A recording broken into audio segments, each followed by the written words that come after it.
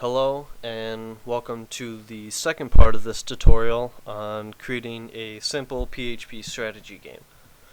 In this part, we're going to be dealing with basic and some moderately advanced PHP workings.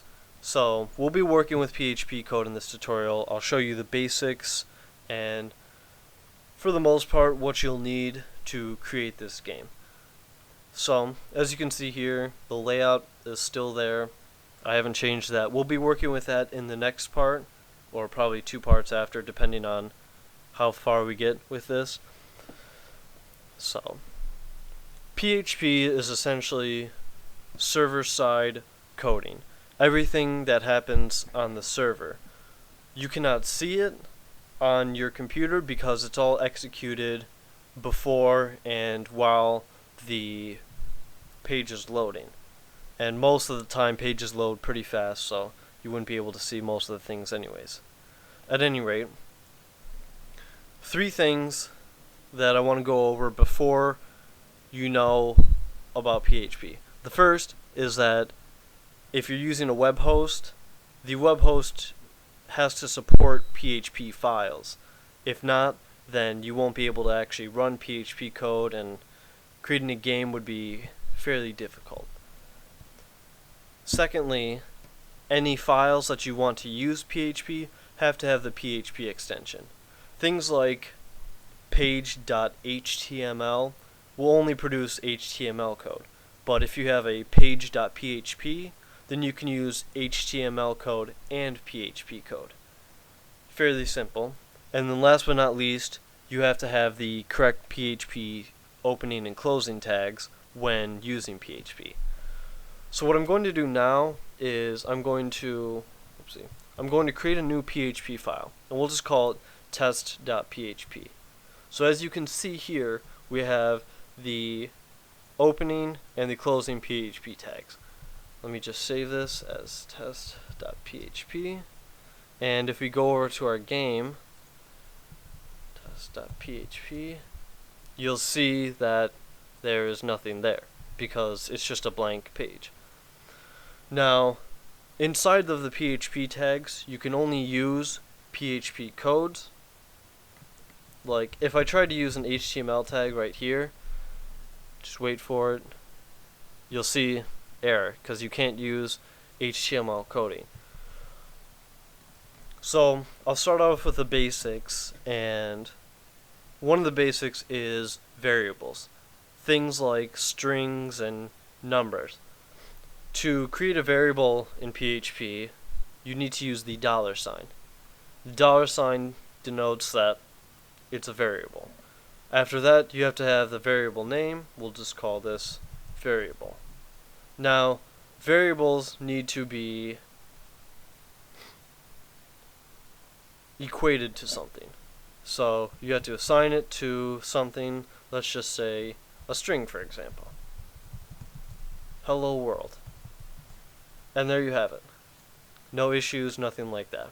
Because the variable now equals hello world. If you want to assign a variable to a number, we can say number equals to, let's just say 12. And there we have that. Now, we see that it's there. If we refresh the page, nothing shows up. We can even look at the source. Nothing shows up.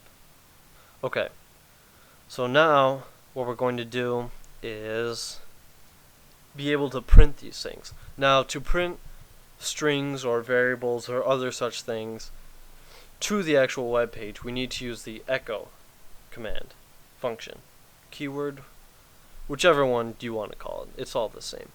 Echo, and let's just say we want to place variable onto the web page. Now, with that saved, we refresh the page and you can see hello world. So what we're going to do now is let's also echo number. And we refresh and you'll see hello world and 12. Now they're essentially right next to each other. So what we're going to do is we're going to echo a blank string, get rid of this, and we refresh, and nothing there. As you can see, nothing. So, if you want to add things to a string, let's say if the string says the number is, and we have that, we can have the number is, and then we can echo the number, but that takes up 2 lines of code and seems fairly redundant. So in order to concatenate strings, what you want to do is you want to use the period in between strings. And if we do period and then number, we can refresh and we get the same result. Now, you can also do variables like that in between strings, and it will add the period at the end right there. So that's about the basics for strings. Nothing too fancy. You can also start off with a string, or a variable, sorry, and you can continue on with a string. So 12 is a number. Oopsie. 12 is the number. So now that we have that, we can get over to, let's do basic math. So we'll say add equals 1 plus 1. And if we want to echo add, you'll see that 2 should be the result. There we go, 2. So we have adding. We can also subtract. We can do 1 minus 1. Let's get that. And if we echo subtract, the result should be 0, as it is. We can also multiply and divide. Equals, let's just say 5 times 5. And if we wanted to divide what we just multiplied, we include the variable name by, let's just say 5. So now, if we echo out multiply, we get 25. If we echo out div, you'll see div is multiplied, which is 25, divided by 5. And the answer should be 5. There, our math is correct. So that's basic math. Nothing to it there. For add, you use a plus sign. Subtract, you use a minus sign. For multiplication, you use the asterisk, which is generally shift and 8. And then for divide, you just use a /. Now, we'll get into conditionals, which are basic. If something is this, do that. If not, then do this. So let's just say we have the variable is equal to 1. So we do if, and then in the set of parentheses we do var. Double equals means is it equal to 1? If it is equal to 1, we will echo out yes. We refresh the page and it echoed out yes. So that's the basics of that. But if it's not equal to 1, we use else, and we will echo no.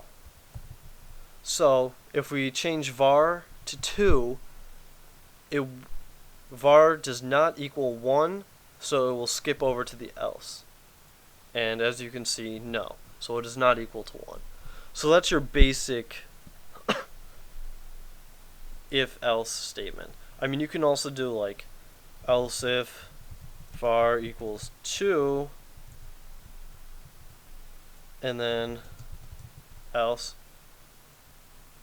let's just say 1, 2, echo, not 1 or 2. Don't forget your semicolon. So it's 2, we echoed out 2. If it's 1, we echo out 1. If it's, let's say, 3, it's neither 1 nor 2, so it'll say not 1 or 2. So that's the basics. And once we're done with that conditional, there are a few other conditionals I would like to go over. And those would be the while and for loops. Now the while loop is while some condition is true. While var is true, that's the condition, we do everything inside this set of curly brackets. So let's just say we echoed out 1. And just to show you really quickly, it's not going to do much because it's going in an infinite loop. And we don't want that. So we will do var equals var minus 1. So it says while var is 3, we echo out 1 and then we subtract 1 from var. So that means that var will be 2. So this only prints out one time because var is equal to 3 while we come in, and then we subtract 1 from var. So now var is equal to 2, and this truth statement is no longer valid. So that's a basic while, and we'll be using while once we get into database working. So now let's go into the for loop. This has always been my favorite. In the for loop, you have 3 sections. First, you have a variable. So let's just call it x. And you have to, if it's not assigned to something outside of the for loop, like for example, if we had x equals 0, then that's already assigned. But for this case, you can use x equals 0. That means that x is equal to 0. Then you want to have some condition. While x is less than 10, it will do this. Then x plus plus means you increment x. So we have x starts at 0, and we're going to loop from 0 to 10. So if we echo space 1 there, we refresh the page, and you have 1, 2, 3, 4, 5, 6, 7, 8, 9, 10.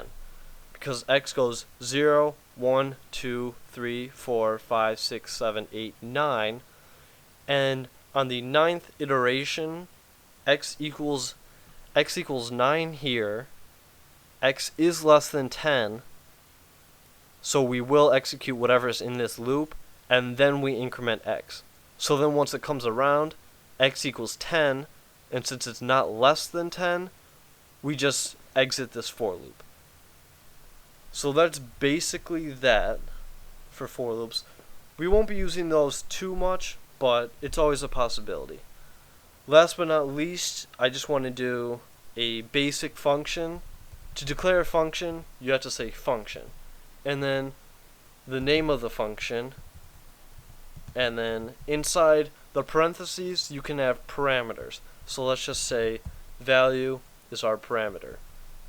Now inside of this function we want to do something, and if you don't have any parameters, then you can just do something, but if you have a parameter, generally you want to return something. So since our function is add, we'll be adding a value. So actually I guess we can do value 1, value 2. So these two values will be added. So we will do result equals value 1 plus value 2. Or you can also, and then we have to return the result. Whoopsie, sorry. So when we return the result, we're returning from the function with whatever it is the result is.